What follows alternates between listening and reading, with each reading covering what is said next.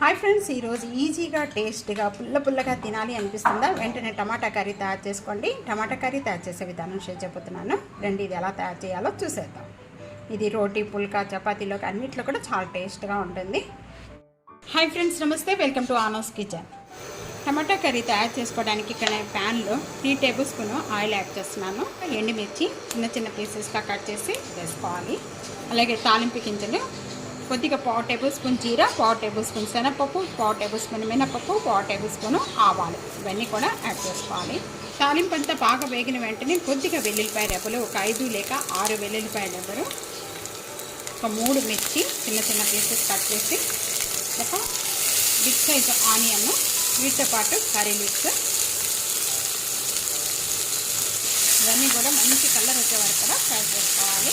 1 table spoon salt add చేస్తున్నాను. Onions తొందరగా వేగిపోతాయి ఇలా యాడ్ చేసుకోవడం వల్ల.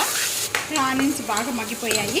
ఈ విధంగా వేగిన వెంటనే కట్ చేసుకున్న టమాటా పీసెస్, ఇక్కడ నేను 3 టమాటాలు పెద్ద సైజు కట్ చేశానండి. ఇవన్నీ కూడా వేసేసుకుంటున్నాను. మొత్తం కూడా బాగా కలుపుకోవాలి. ఒకసారి 1/2 టేబుల్ స్పూన్ పసుపు యాడ్ చేస్తున్నాను. 1 table spoon red chilli powder. ఈ విధంగా కలిపిన వెంటనే కూడా మీడియం ఫ్లేమ్లో పెట్టేసి మూత పెట్టేసేసుకొని ఒక 5 మినిట్స్ వరకు కూడా మగ్గించేసుకోవాలి. మధ్యలో మూత ఓపెన్ చేసి కలుపుతూ ఉండండి. ఇప్పుడు మూత ఓపెన్ చేసి చూద్దాము. ఈ విధంగా మగ్గిన వెంటనే కూడా బాగా కలుపుకోవాలి. ఒకసారి బాగా మగ్గిపోయింది. ఈ విధంగా మగ్గిపోయిన వెంటనే కూడా కొద్దిగా వాటర్ యాడ్ చేసుకుంటాం. 1/2 గ్లాసు వాటర్ అంతా కూడా బాగా కలిపేసుకొని మూత పెట్టేసేసుకొని మీడియం ఫ్లేమ్లో మగ్గించేసుకుందాం. ఒక 2 మినిట్స్. గ్రేవీ అంతా చిక్కపడిపోయి ఆయిల్ సపరేట్ అయ్యే వరకు కూడా మగ్గించేసుకోవాలి. ఇప్పుడు మూత ఓపెన్ చేయండి. ఇది కూడా బాగా చిక్కపడిపోయింది. ఈ విధంగా చిక్కపడిపోతే రోటీలోకి అన్నిట్లో రైస్లోకి చాలా బాగుంటుందండి. ఈ విధంగా ఉంచుకుంటే చాలా గ్రేవీ. ఏ మసాలాలు లేకుండా తినేవారు ఈ విధంగా తప్పకుండా ట్రై చేయండి. చాలా టేస్ట్గా ఉంటుంది. ముందు కొద్దిగా కొత్తిమీర వేసేసుకుందాం. టమాటా కర్రీ రెడీ అయిపోయింది. సర్వింగ్ ప్లేట్లో తీసుకుందాం.